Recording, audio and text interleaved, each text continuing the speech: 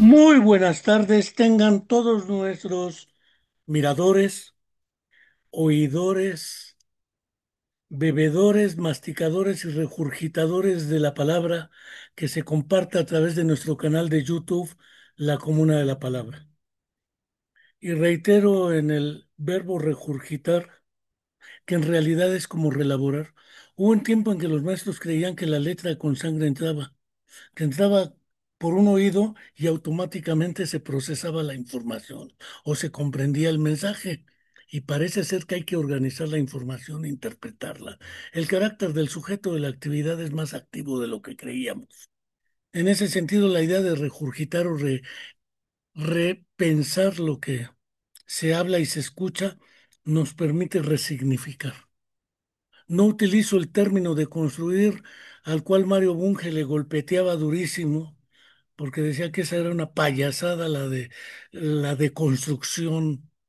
Pero sí, fuera de esta situación, sí es una manera de reconceptualizar, reelaborar, repensar y rediseñar lo que estamos pensando, imaginando o reflexionando. No quiero antes de iniciar nuestro programa del día de hoy dejar de recordar como cada semana hacemos. Ya cumple un año de gobierno nuestra presidenta Claudia Sheinbaum Pardo, por primera vez una mujer. Cumple un año nuestra gobernadora en Morelos, por primera vez una mujer, Margarita González Arabia. Y no tenemos aún lo que en su momento el entonces candidato a la presidencia Andrés Manuel López Obrador y luego presidente por 6 años se comprometió a entregarnos la verdad histórica sobre los 43 jóvenes desaparecidos de la Escuela Normal Rural Raúl Isidro Burgos de Ayotzinapa en Tixla de Guerrero, Guerrero. 8 años después, bueno, 7 años después, los 6 de AMLO y el de Claudia Sheinbaum, y no tenemos, ya no digo la verdad histórica, ni la verdad a secas, ni la justicia transicional, ni nada que se le parezca.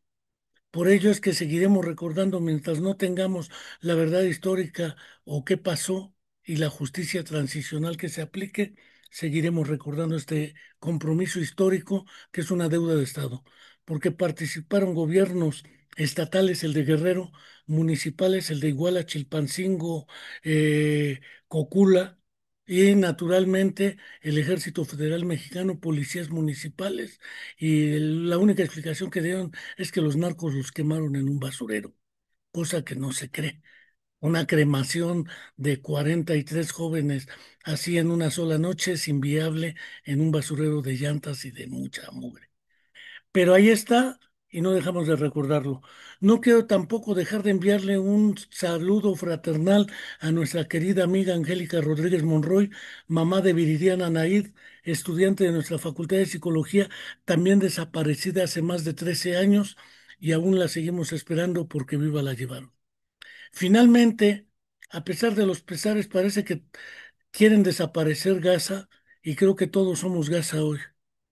Finalmente, este canal de YouTube no deja de manifestar su solidaridad, su respaldo y su reconocimiento al pueblo palestino y sigue demandando el cese a la masacre y el cese a los crímenes de lesa humanidad que el gobierno de Israel, dirigido en esta era por Benjamín Netanyahu, bueno, Netanyahu, y demandamos el cese a esos crímenes de lesa humanidad. Por lo pronto, le doy las gracias al doctor Rafael Laes de Enrique, porque somos tocayos, eso sí me lo sé. Y creo que también, si es Enrique, No, no, es Efraín, es de Efraín. Efraín, no, Enrique, entonces es Antonio Puente, es Antonio Enrique Puente. Había por ahí una que se me escapaba. Pero bueno, el doctor Rafael Efraín Olivera Rentas, alias Rafa, ah, como buenos amigos, Rafael Oliveras. No está con nosotros por razones ajenas a nuestra voluntad y por cuestiones técnicas nuestras, Mayrín Vega Carrero y naturalmente nuestro querido colega Walter Rodríguez Irizarry, que son los editores de el espectro autista, manual clínico para la identificación y la intervención. El propósito de la charla de hoy, sobre todo porque el libro sobre autismo, desde que me acuerdo, habré leído más de 100 libros, yo creo, hasta ahora, más las barbaridades que dice el presidente de Estados Unidos con respecto al paracetamol y otras cuestiones.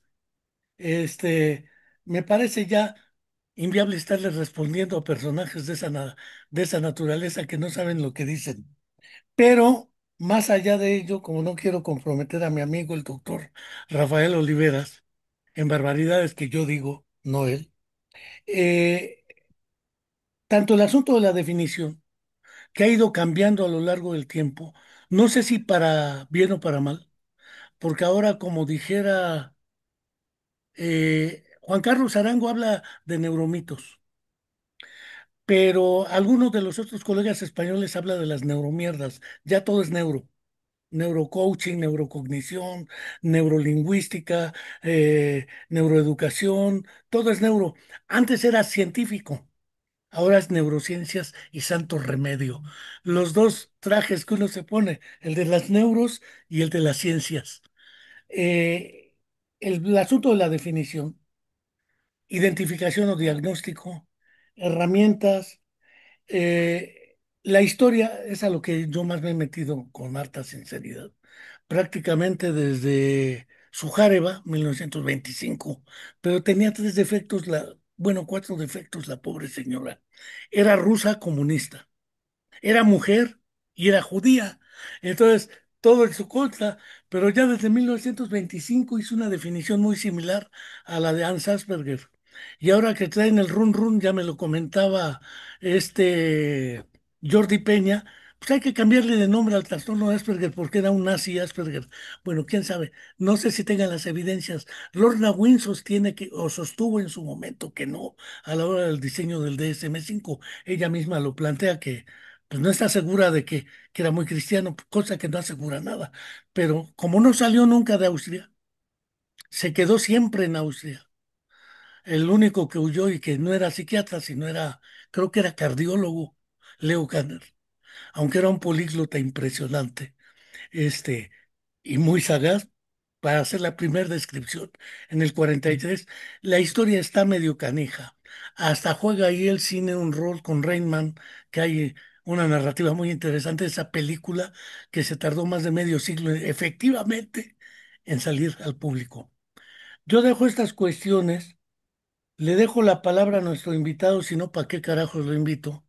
Este, para que nos explique uno por qué este libro en esta era donde cual más publica, de verdad, barbaridad y media sobre autismo, TDA, el PAS, el famoso persona altamente sensible, ya a todo le pone nombre, ¿sí? El síndrome de Caperucita Roja, el que se les ocurra, finalmente. Cualquiera escribe esas neurocosas, dijera otro colega, este, y realmente, ¿por qué sacar un manual en esta era? Es 2025. Ujú. ¿Qué características del propio manual le imprimen un valor, si no primigenio? Es decir, es el único libro en su... eh, hay muchos que se ponen manual así, el espectro autista, pero en el fondo yo le vi tres cosas que me gustaron mucho, pero yo le dejo la palabra a Rafa Oliveras y muchas gracias, doctor. Bien, muchas gracias por la invitación. Siempre un placer compartir las ideas.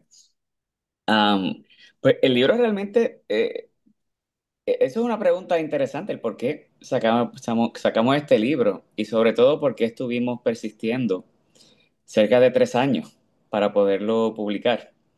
Am, pues resulta que es que yo estoy enseñando en una universidad acá local y he tenido la oportunidad de ir a conferencias a diferentes países.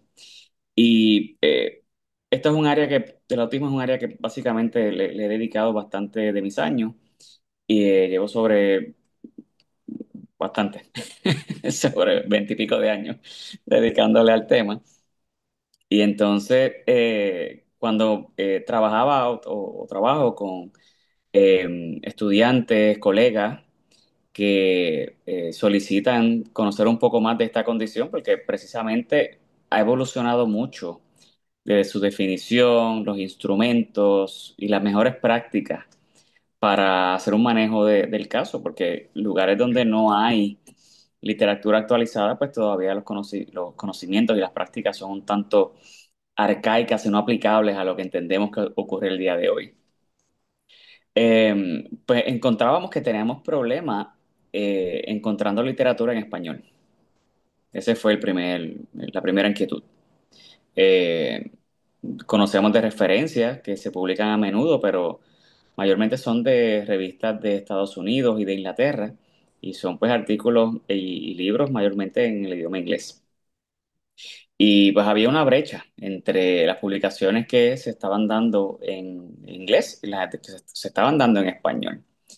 Entonces, pues, entre mis colegas y yo, pues decidimos tratar de sintetizar y agrupar todo el conocimiento actual que se tiene de lo que es el autismo, las diferentes maneras de entenderlo y de manejarlo en español. Y entonces se nos sugiere la idea de desarrollar un manual de cuáles son las pautas que por lo menos al 2025 siguen siendo las mejores prácticas de evidencia y sobre todo la aplicación que se le puede dar a la población hispana, con ese énfasis particular de Latinoamérica, de Puerto Rico y Latinoamérica. Y de ahí pues entonces desarrollamos el libro, contactamos a diferentes colegas que nos ayudasen a construir los diferentes aspectos que cada uno de ellos trabaja, eh, desde lo que se conoce al día de hoy del autismo, cómo se define, qué se sabe de las neurociencias y el autismo, cómo se ve en la clínica, qué rol tiene un neuropediatra, un genetista, hasta cuáles son los procesos diagnósticos y cuáles son las mejores prácticas para la intervención. Y pensando en la ciencia, usamos esas prácticas que sabemos que se han llevado a cabo en población hispanoparlante. O sea, que haya material ya traducido. Y si no, que estaba en proceso de traducirse. Incluso hay varios capítulos que se escribieron en inglés y nosotros tuvimos personal que nos ayudó a traducirlo. O sea que de autores de Estados Unidos pudieron hablarnos de sus modelos y de modelos que han trabajado y que han investigado y pudimos hacerlo accesible en español a través de este libro. Es curioso lo que comentas. Yo llevo en el autismo quizá unos 30 y pico de años. Es la edad, digo yo. Es la ventaja de la edad, de alguna manera. Porque prácticamente los 83, 84, empezábamos como San Simón del desierto, hablando ante la nada y ante nadie.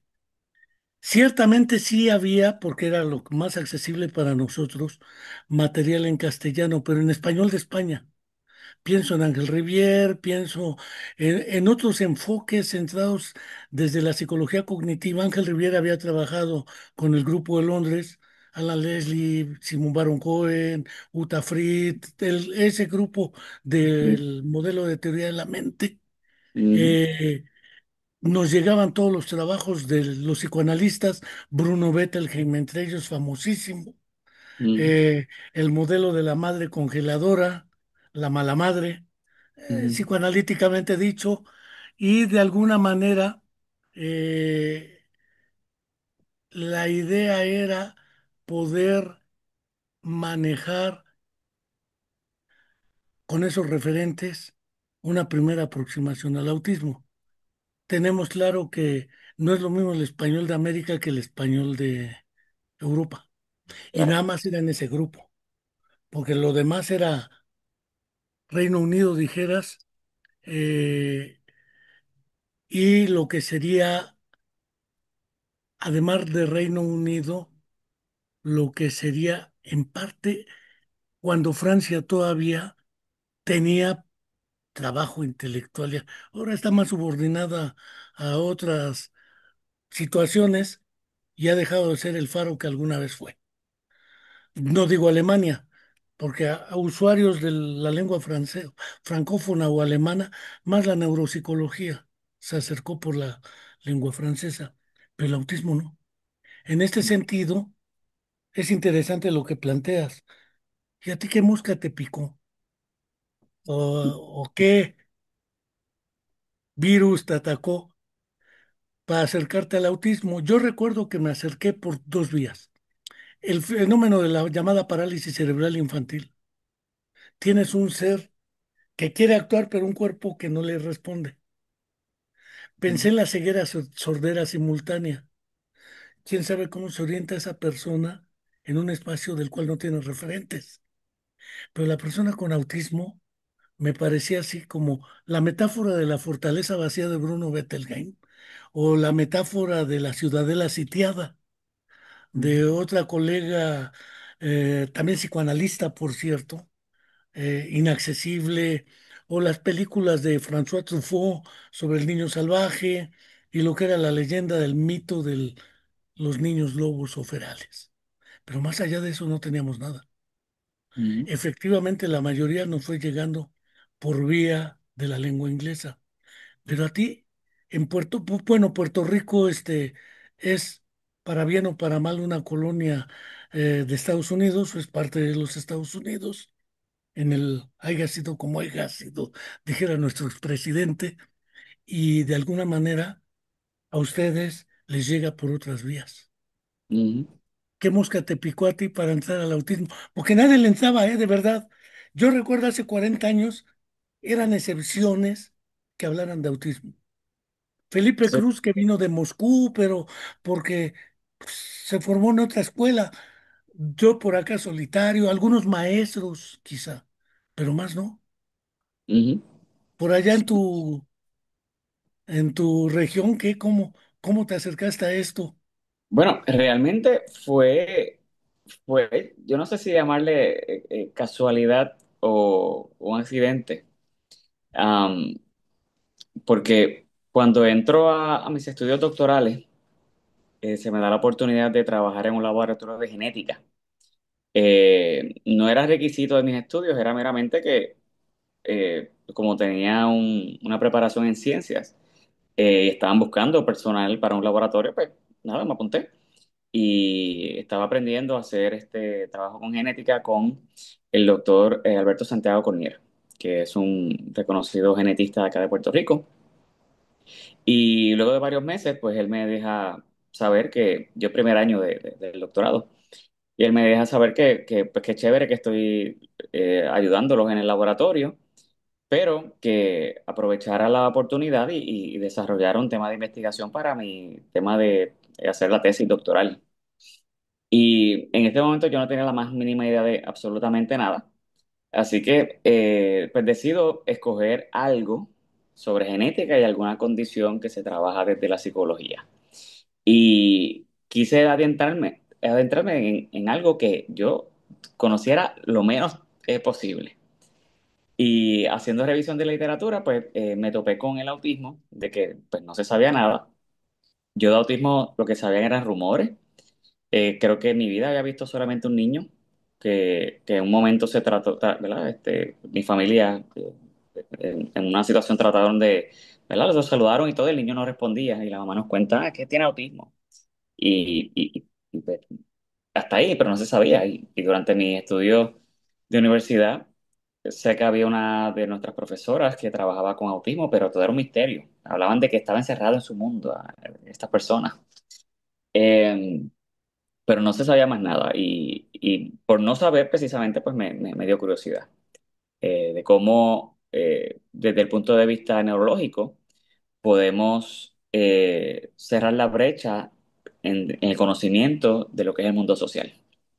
Y me pareció el autismo fenomenal desde esa perspectiva.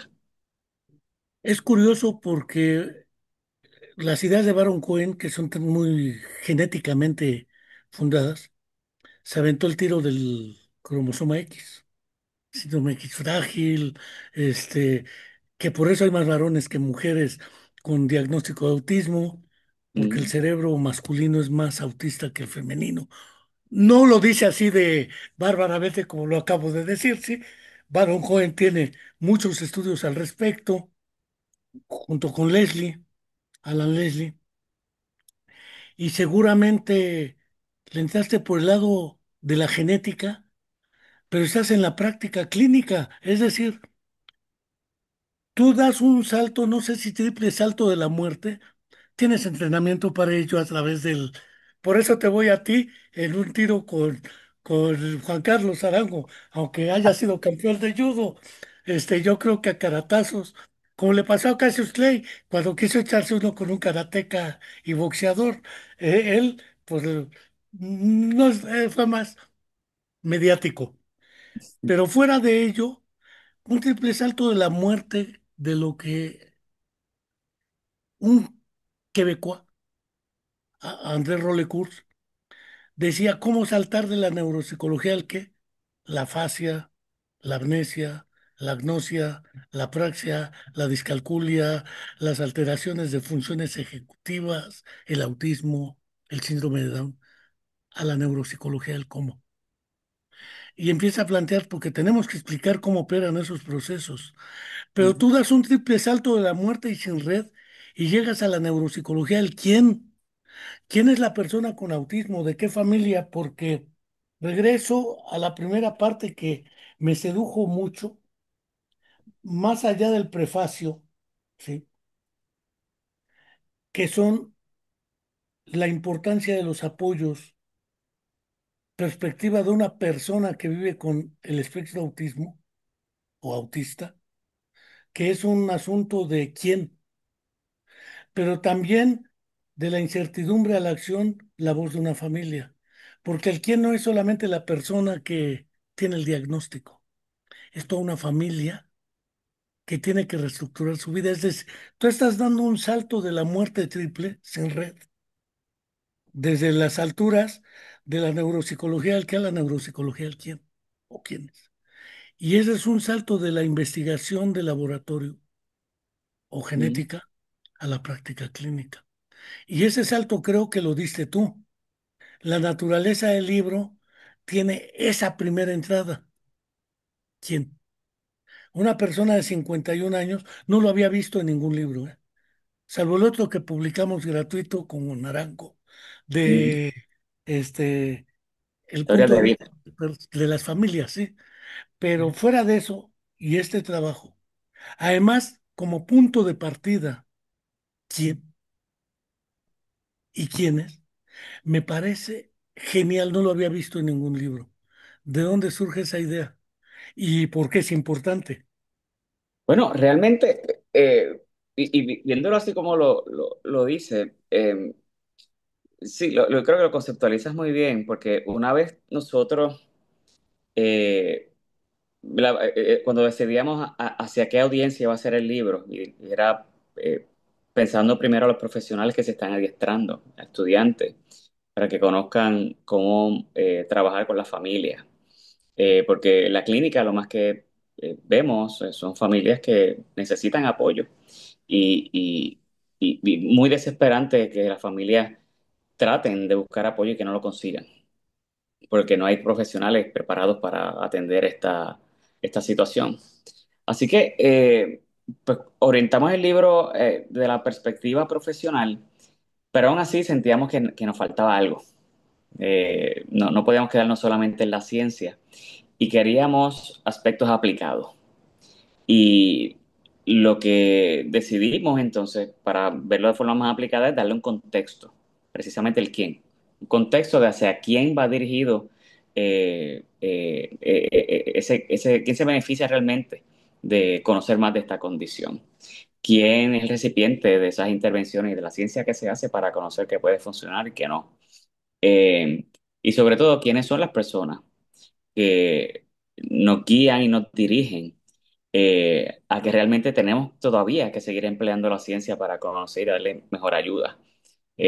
Coincide con la movida que están haciendo las organizaciones internacionales de investigación en autismo, que le han abierto la puerta a investigadores autistas, así como a las familias y comunidades, para escuchar sus voces y que la perspectiva no sea del punto de vista del científico dictando lo que hay que hacer, sino que sean las familias que nos dicten a través de sus necesidades y del día a día cuáles son realmente las prioridades y las necesidades que en efecto están experimentando.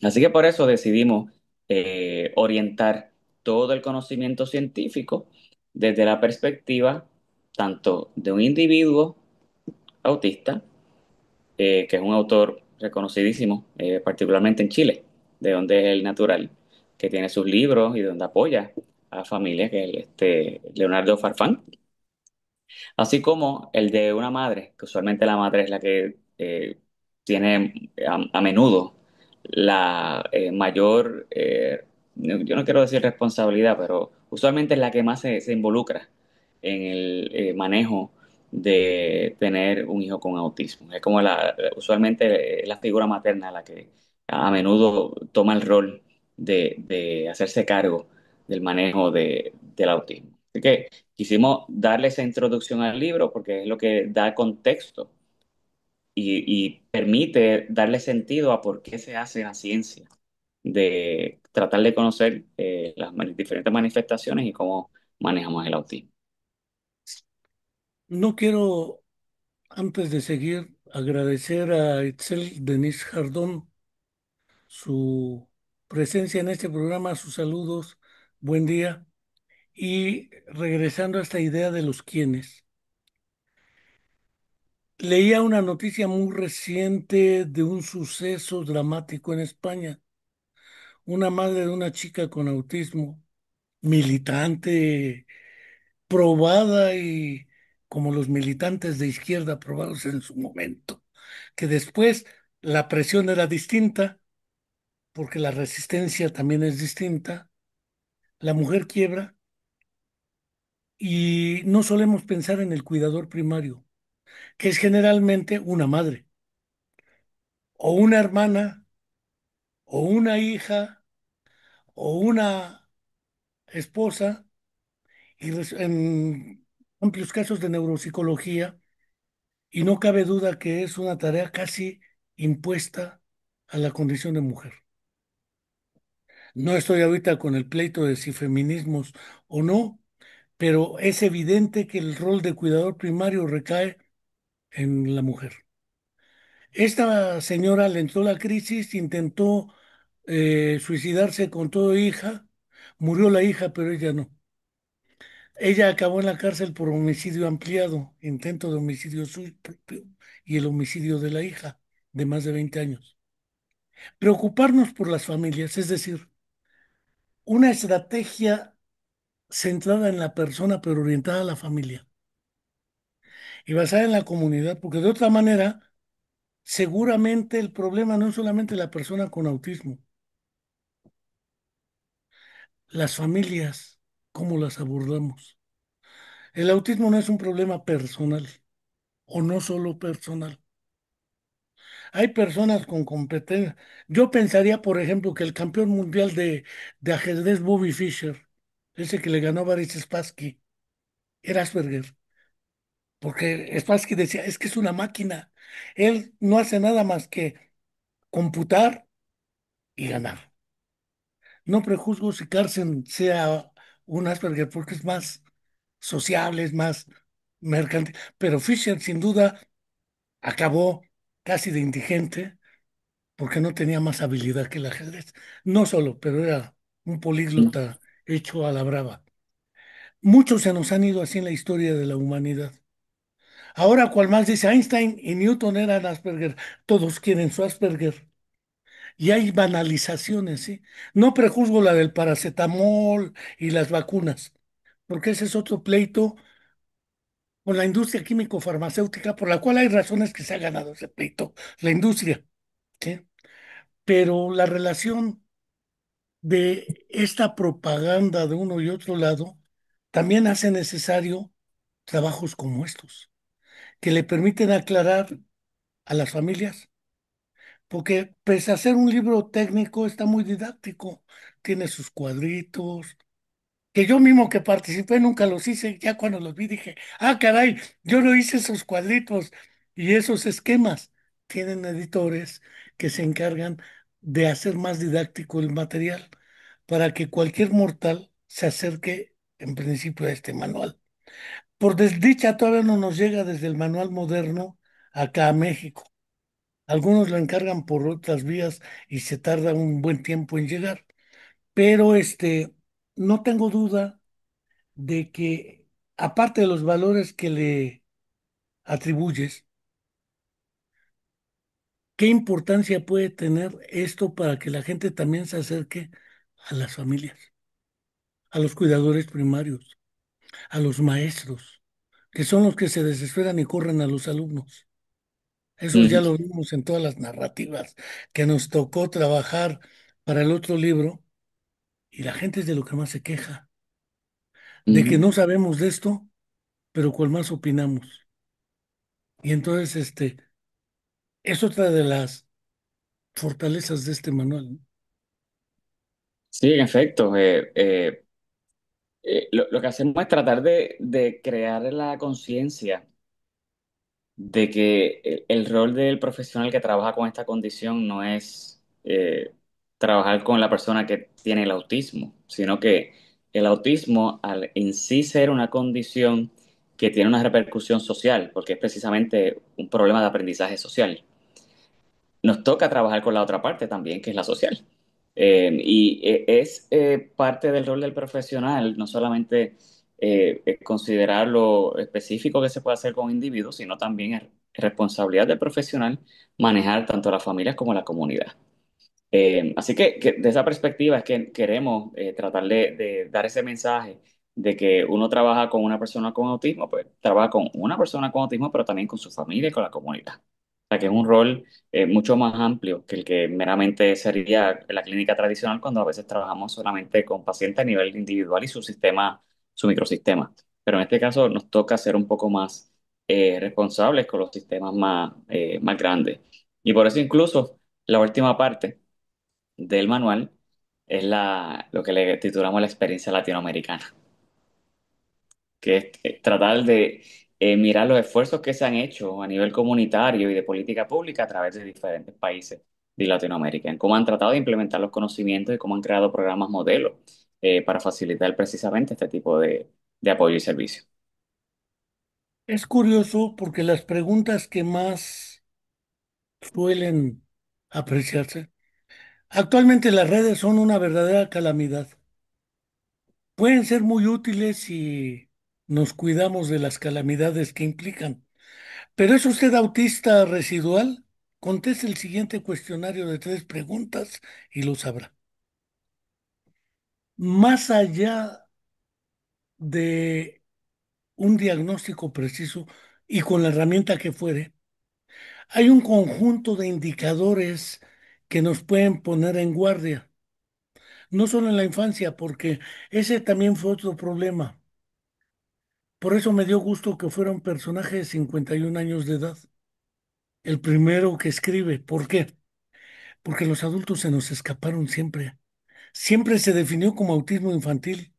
Incluso el DSM-3 y el DSM-4 hasta el TR era trastorno generalizado del desarrollo, TGD. Pero ya el desarrollo no llega a los adultos. Y entonces, ¿qué pasa con los adultos? Se nos escaparon, se nos escaparon las familias, se nos escaparon los maestros. En ese sentido, una de las preguntas que pueda hallar respuesta en este manual es cuáles son los indicadores básicos que nos pueden permitir ponernos en estado de alerta, no necesariamente en prejuzgar un diagnóstico. Ujú, Una segunda pregunta es que siempre nos hacen, ¿quién puede o quién debe hacer el diagnóstico del autismo? ¿El ujú, pediatra o neuropediatra o paidopsiquiatra, el neurólogo, el psicólogo, el neuropsicólogo? Y acá Felipe Cruz decía, no se hagan bolas, vayan con el neuropediatra, porque el médico es el que debe hacer el diagnóstico. Ya el psicólogo nos toca esta cosa. No sé qué tan sustentable sea la tesis, pero ¿a dónde se debe acudir para el diagnóstico? Es otra de las preguntas clásicas. Y las famosas comorbilidades. Me han llegado familias que dicen, es que mi hijo tiene autismo, tiene TDAH, tiene disautonomía funcional y le ponen cuatro o cinco membretes. ¿Cómo manejar esto de las comorbilidades? Esto también se maneja aquí, en Ujú. la parte después de las dos presentaciones de la madre y el muchacho, o el joven, o el adulto.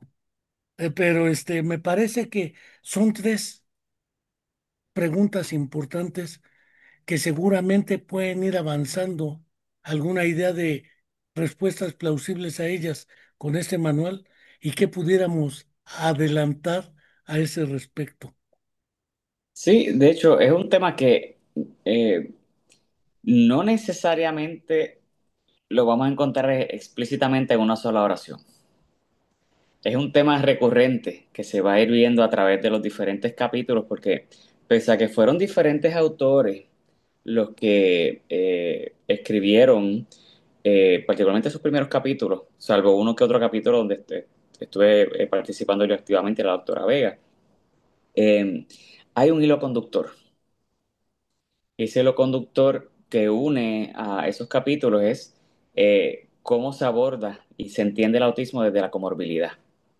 Y que muchas veces cuando estamos hablando de cómo hacer ese abordaje de la identificación, a menudo se habla desde la comorbilidad, porque es la comorbilidad lo que define la manifestación única del autismo en ese individuo, o es a través de la comorbilidad que aparecen las posibles señales o se detectan los posibles signos de que la persona no solamente tiene esta comorbilidad, lo que tiene es autismo. Y que estas otras condiciones, que era lo que mascaraban quizás una condición de autismo, más bien son pues lo que acompaña el diagnóstico principal del autismo.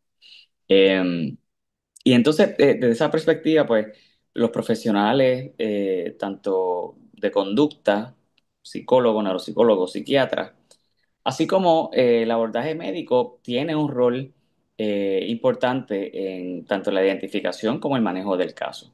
Porque si se trata de manejar el autismo sin manejar la comorbilidad, realmente no se hace el trabajo completo. Y del mismo modo, si se trabaja la comorbilidad sin tomar en consideración las características particulares del autismo, pues tampoco logramos el éxito deseado con las intervenciones. Así que es una combinación realmente de un trabajo colaborativo de diferentes especialistas, del cual el mensaje que queremos llevar es que lo importante es que sean personas que se puedan adiestrar, se puedan entrenar en conocer el autismo, no meramente que lo hayan leído un artículo, hayan visto uno o dos casos y se acabó, sino que sean personas que puedan actualizarse y puedan tener el acceso a la literatura para conocer cómo realmente se debe abordar estas condiciones. Eh, ha habido otras dos disputas clásicas, farmacoterapia, psicoterapia o educación. Esa es importante porque se fragmentan y entonces aparece lo que Ted Hughes define como la carnicería de la intervención. Un terapeuta ocupacional, un terapista del lenguaje, un terapista de aquello, y al rato se vuelve una carga económica también. Ujú, Y un trabajo multitudinario más que multidisciplinario al respecto. Esta idea de la farmacoterapia, sobre todo porque hay personas con autismo que además convulsionan, tienen epilepsia. ujú, Lo cual no quiere decir que esa sea parte del diagnóstico del autismo. Puede ser una comorbilidad, ¿sí? Pero ese es un punto que vale la pena también plantear, porque es uno de los dilemas. Farmacoterapia, psicoterapia, todas juntas, por separado. Y la otra cuestión que me parece crucial en esta era de los cambios, porque en la introducción se dice claramente, algunos escribieron autismo, otros escribieron trastorno del espectro autista. Por fortuna, ninguno escribió psicopatía autista. Digo, por fortuna, ya pasamos esa era del, o de las psicosis infantiles, cuando los manuales de psiquiatría de antaño. Eh, pero hasta llegar a la neurodiversidad, todos somos neurodivergentes, que es una idea muy bonita de tratar de darle la vuelta a la tortilla, pero que no se le da la vuelta porque en el fondo pues, todos somos neurodivergentes. Pero decir, porque además este concepto no deriva de la investigación científica, deriva o de las personas o las familias con autismo o con... Y entonces ahora eso nos ha conducido a una sobrediagnosis del autismo. Esos tres elementos también de algún modo se abordan en el trabajo. El papel de la farmacoterapia, de la psicoterapia en algunos casos, de la educación en todos, porque no hay de otra. Y finalmente el asunto de lo que implica manejar en una estrategia flexible y centrada en la persona y la familia la intervención, porque de otro modo, pues seguiremos sobrediagnosticando. ¿En realidad hay más casos de autismo o han cambiado los criterios de diagnóstico que hacen que se sobrediagnostique más?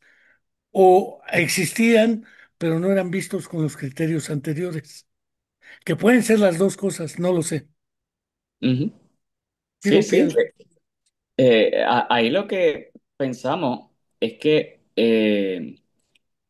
siempre han estado los casos de autismo, pero ahora que se están definiendo y más cuando se amplían los criterios diagnósticos, pues hay más personas que entonces son identificadas con este perfil. También, como bien decía, esto se pensó siempre en los niños, pero eh, pasaban desapercibidos los adultos. Y cuando han hecho estudios de los más recientes, que a través de diferentes métodos tratan de identificar la prevalencia de adultos autistas en ciertas poblaciones, la, la proporción es similar, la de los adultos y la de los niños. O sea que realmente el adulto de hoy fue el niño de ayer, o sea que implicaría que quizás no se identificó antes ese niño. Y si es la misma prevalencia, significa de que el crecimiento no necesariamente estamos hablando de incidencia, sino de prevalencia. O sea, que no es que están surgiendo casos nuevos, es que meramente los estamos identificando. También tenemos, en teoría, mejores recursos y ahora los profesionales están teniendo más conciencia de que existe el autismo, que existe de una modalidad que no necesariamente es la modalidad clásica de la persona que no mira, que está aislada, haciendo estereotipias motoras, sino que hay personas funcionales que tienen trabajo, que tienen familia, pero tienen unas características particulares que caen bajo la definición de lo que es el autismo. Así que yo creo que esos son factores que de una manera u otra pues interaccionan y hace que la estadística actual pues se luzca mucho eh, eh, más alta que lo que ocurría antes. Si hay nuevos casos, quizás es probable, pero por lo menos todas las investigaciones y cuando se escudriñan los métodos, lo que apunta es más que un asunto de identificación y conciencia. Lo cual nos llevaría a pensar que no existe un boom epidemiológico. Es decir, tenemos epidemia de autismo, porque ha incrementado la capacidad de diagnosis, Ujú, pero no ha incrementado la prevalencia, ujú, sino han mejorado ciertos procedimientos y criterios o parámetros y eso ha ampliado el espectro. La idea de espectro, cuando Lorna Wing, a mí nunca me gustaba al principio la idea de espectro, porque decía, se rompe el modelo sindromológico. ujú, O clásico, Asperger o Kanner, o Sujareva, que como queramos. Pero en ujú, el fondo, más allá de ello, el problema es que les ofrecemos. Entonces, ujú, ese famoso boom epidemiológico no es necesariamente tal. Y dos, por no ser una enfermedad, cosa que se deja claro en el en el libro. No tiene una causa única. A tratar o a prevenir, pero es prevenible el autismo. Eh, no creo. O al que Eh, le toca, aunque se quite. sí, no creo. Hay factores de riesgo que uno pudiera controlar, como por ejemplo, se habla eh, del ácido fólico como parte de la nutrición materna, como factor de protección para trastornos del desarrollo. Que consta que esto no implica que el uso del ácido valproico o la administración de ácido, ácido valproico, Ácido no, fólico. ácido fólico, fólico. Iba en esa línea también. El ácido fólico, como se sugiere o sugirieron hace poco, como tratamiento para el autismo va a ser efectivo. Pero por lo menos se protege a nivel de embarazo el que ocurran defectos del tubo neural y defectos neuropsicológicos. Pero se sabe también que, por ejemplo, el ácido valproico, que es un anticonvulsivo, sí es un factor de riesgo para que el bebé tenga autismo, ¿verdad? En caso de que se use durante el embarazo. Y una manera de prevenir un posible autismo es que si mamá toma ácido valproico, porque tiene una condición de epilepsia, debe estar muy consciente de que puede tener efectos adversos a la salud del bebé, no solamente, ¿verdad? Hablando de aumento de riesgo de autismo, sino otras condiciones eh, de salud que puede presentar por ese uso y por también el uso de otros medicamentos y otros factores de vida. Am, y cuando tenemos riesgos de cosas que quizás no tenemos tanto control, como por ejemplo historial familiar de autismo, en ese caso, pues lo que mejor podemos hacer es estar alerta y facilitar más estimulación a través del juego y de la comunicación desde el bebé desde tempranas edades. Porque aún teniendo lo que le llamamos bebés en riesgo de tener la condición, que son los hermanitos de niños que ya tienen autismo, se sabe que la intervención temprana y el aumento de estimulación en habilidades de comunicación social facilita de que de manifestarse eventualmente algún síntoma autista, este suele ser de un impacto mucho más leve que si no se hacen intervenciones o si se deja la intervención para hacerse de una manera posterior. Bueno, hasta este momento, pareciera ser que tramposamente no hemos hablado del libro. Y digo, pareciera ser que tramposamente no hemos hablado del libro. Hemos hablado de una serie de asuntos que sí vienen en el libro o en el manual. Es decir, es una manera de hablar del manual sin mencionar el manual directamente, lo cual le da un valor de actualidad, le da un valor de pertinencia, porque como decía, cual más se publican artículos eh, de todo talante, periodísticos, etcétera, que lo que hacen es generar un galimatías o una confusión enorme al respecto. Este manual aspiraba a su inicio a ir dando algunas posibles respuestas plausibles a esas dudas que he venido planteando y que seguramente encontrarán aquí.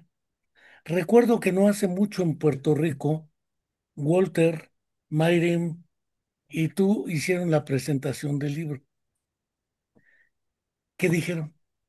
¿Qué pueden decir a favor del libro? O sea, porque lo que yo he tratado de hacer es, más que hablar a favor del libro, es hablar de qué trae el libro, Sí. qué asuntos puede encontrar el lector en el libro, de modo tal que diga, oh, pues vale la pena ver qué se ha hecho en Chile, qué hemos hecho aquí en Cuernavaca, Morelos, qué se ha hecho en otros lugares, eh, cuáles son los usos que podemos hacer de los recursos tecnológicos que ahora tenemos, antes no, Ujú. etcétera, este, porque no es lo mismo presentar el libro que hablar de los contenidos que trata el libro, pero es que soy un tramposo, perdóname, doctor.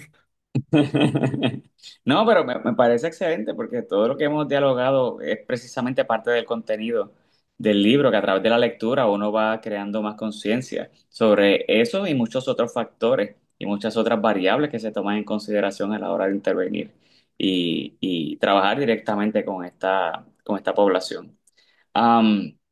Pues dijimos varias cosas en las presentaciones del libro. Entre ellas la, la motivación que tuvimos de mantenernos en comunicación con los autores que amablemente nos colaboraron y revisaron capítulos, que hicimos básicamente un modelo de revisión por pares, porque cada capítulo fue revisado por otro autor. Así que a la misma vez, esto nos sirvió de que haya más coherencia a través de los autores.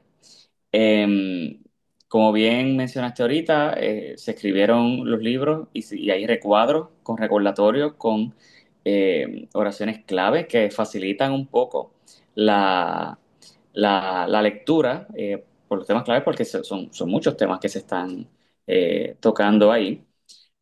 También da de una manera, sí, con contenido algo didáctico. De hecho, este manual se está utilizando, se ha propuesto utilizarse como un libro de texto a través de diferentes cursos relacionados al autismo, porque va de lleno qué se sabe, cómo es el proceso diagnóstico, cuáles son las opciones de intervención que tienen algo de evidencia con poblaciones latinoamericanas o hispanoparlantes, y mirar los modelos que se han implementado en Latinoamérica eh, para uno poder comparar los puntos en común y contrastar las diferencias. Pero son mucho más los puntos en común que las diferencias, de cómo se ha movido el tema de las legislaciones y los movimientos, muchas veces liderados por las familias, para el apoyo a las personas y a las familias con autismo a través de diferentes países de Latinoamérica. Más aún, el manual provee, eh, eh, hace mucho énfasis que el proceso diagnóstico, que es uno de los temas grandes en la profesión sobre cómo se hace el diagnóstico de autismo, porque no es tan fácil, no es como una prueba de sangre que uno puede determinarlo sí, no y ya. Eh, Provee una perspectiva clínica de qué tipo de observación se hace en diferentes rangos de edades. Cuando nos hablan de que hay que hacer observaciones clínicas, pues nosotros definimos operacionalmente qué es una observación clínica. ¿Qué tipo de ejemplos, de qué cosas hay que procurar hacer? Los niños, qué tipo de juguete uno debe tener en la oficina y con qué propósito uno tiene esos juguetes, que uno evalúa con esos juguetes, así como cuáles son los instrumentos que están disponibles en español en la actualidad, que sirven como o que apoyan las observaciones directas o estructuran la información necesaria para llegar a conclusiones diagnósticas.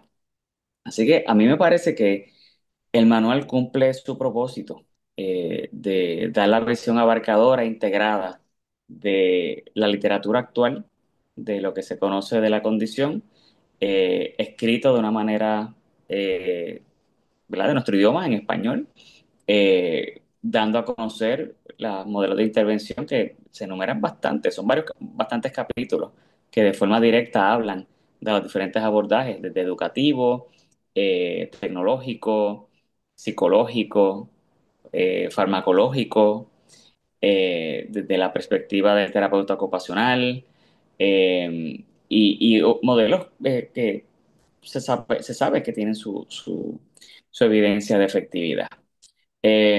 Así que yo creo que nosotros, pues, la idea que teníamos, pues, de la creación de este manual, yo creo que en efecto lo pudimos hacer. Y el contenido está muy rico, está muy bien documentado y actualizado. O sea, la última actualización que se hizo de este libro fue este mismo año, 2025, que parte de la demora que tuvimos fue porque apareció nueva literatura y se incluía en los capítulos. Así que es algo de la cual, un proyecto que estamos bien entusiasmados, bien contentos y esperamos que realmente sea un punto de partida para tratar de facilitar un conocimiento eh, científico actualizado y que aborde de manera justa, sensible a la vez a las personas y las familias con autismo. Indudablemente hablar de 28 capítulos en un Libros, 28 capítulos dedicados al espectro autista. Dos, hablar de el análisis más que del espectro autista, un manual clínico para su identificación e intervención. Es decir, el propósito es claro, es ayudar a la identificación. Me gustó que no se hablara el diagnóstico porque el diagnóstico es otra cosa. Una cosa Exactamente. es identificar y otra es diagnosticar. Y la intervención, que también me gustó más que rehabilitación, porque estamos invadidos de términos que nos encantan, pero que en realidad ni hay tal rehabilitación, ni hay tal diagnóstico. Es un proceso de identificación y diseño de estrategias de intervención Ujú. flexibles, centradas en la persona, bla, bla, bla. El título por sí mismo me parece impresionante en ese sentido. No soy análisis de textos ni de esas cosas, aunque luego a uno le da por la locura. Segundo, tiene, aparte de la idea de la definición, caracterización, que la definición a lo largo de la historia y el nombre de ¿qué nombre le ponemos Matarile Lerón? Ese nombre no me gusta, Matarile Lerón. Entonces le buscamos otro Matarile Lerón y tampoco nos gusta. El nombre no nos ayuda mucho a cambiarlo. Yo le preguntaba a algunas mamás, ¿de qué le sirve que le diga así, su hijo tiene Asperger? ¿Y ahora qué sigue? El problema no es ese. Una parte de lo que es diagnóstico y comorbilidades fenotípicas en el espectro y el concepto de fenotípico es también muy claro, porque es específico para la persona, no es genotípico. Eh, lo que es las intervenciones y ya después se cierra con algunos países de América Latina, lo que sería Argentina, Colombia, Chile, Ecuador, México, Panamá y República Dominicana. No hace falta poner a Puerto Rico porque Puerto Rico está aquí metido en el corazón del manual y del libro. Y manual es bien curioso porque está a la mano, cabe en la mano y se puede utilizar directamente como un referente por cualquier mortal. Creo que es un gran éxito del trío de coordinadores y editores, porque los demás pues, somos agregados culturales, ¿no? La idea, el diseño, el aseguramiento de su publicación y edición es crucial. En cuanto llegue a México, yo creo que es altamente recomendable porque además tiene otra característica, su lenguaje. No solo es la lengua castellana de acá, de algunos países de América Latina, sino es la sencillez de los términos, el poco gusto por los tecnicismos que luego nos hacen perdernos en un mar de lenguaje que confunde más que aclarar. Lo estuve revisando porque me gustó la primera parte muchísimo. La otra parte, la histórica, todo libro es inacabado, porque como decías, ya lo tienes para prensa y acaban de publicarse nuevos datos. Entonces dices, no, hay que actualizarlo y nunca sale, Mm. Sí. nunca.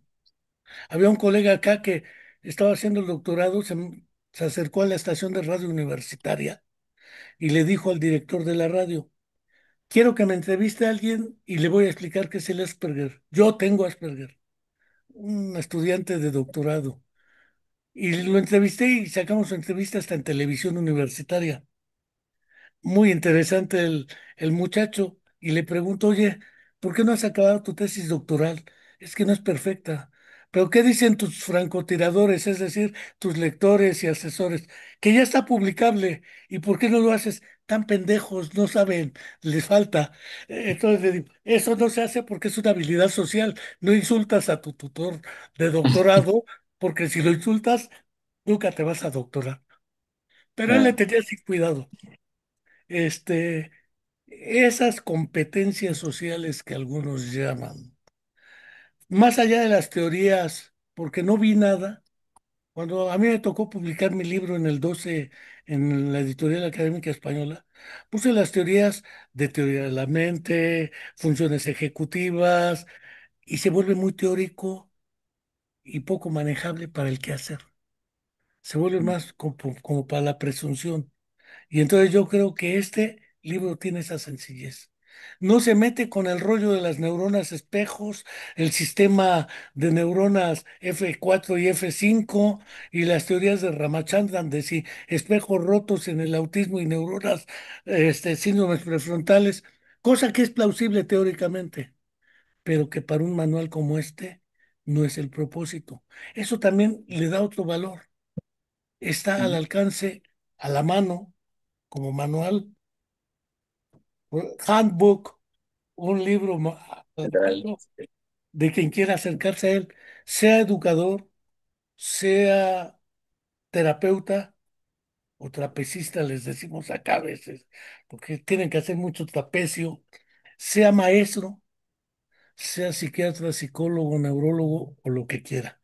Está al alcance de todos. Y el precio no sé, porque no nos ha llegado acá, pero no creo que cueste más de 500 pesos mexicanos. No lo creo. No lo sé. Alba Viveros ya me dirá. Ella está viendo el programa. Ella consigue los libros. Ya lo encargó, le llegó ayer, precisamente. Ok. Y es tardado. Pero Rafita, no sé si quieras decir algo más. Ya después nos desquitaremos con un ron, un mezcal o algo aquí, allá o acullá donde nos toque estar. Pero mientras tanto, no quiero dejar de agradecerte. No sé si quieres agregar algo más, porque le he echado porras al manual, ¿eh?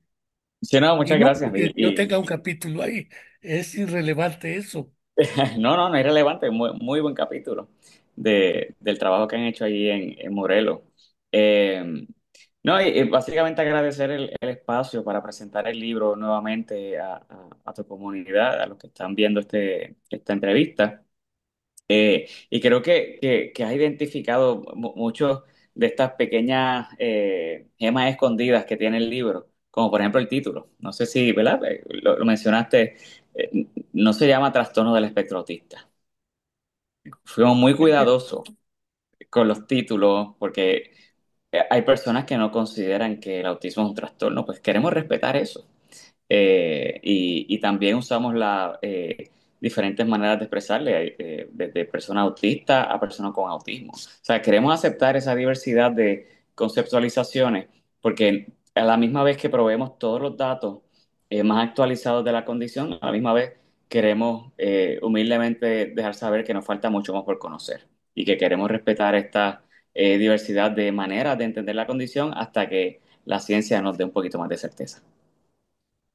Pues doctor, además de invitar a quienes vieron en vivo el programa, a quienes lo vayan a ver después en su edición en video y en podcast, adquirir el libro, si lo pueden encargar por Amazon, tal vez, no sé cómo le llegó a Alba, que nos mande el mensaje y decimos cómo se lo pueden hacer llegar. A mí me llegó gracias a Rafa, que me lo mandó. Con este mensaje, aquí te envío el tan esperada copia del libro de autismo, del cual me siento orgulloso de que hayas podido colaborar, bla, bla, bla, bla, bla. Un fuerte abrazo. Rafa, muchas gracias, doctor. Ya Gracias sabes por la que invitación. arrieros somos y en el camino andamos, dijera un refrán mexicanote, y pues ya nos veremos, Seguro que ya sí. nos veremos. Muchas gracias, muchas gracias. Al contrario, hasta pronto y seguimos en contacto, Seguro. doctor.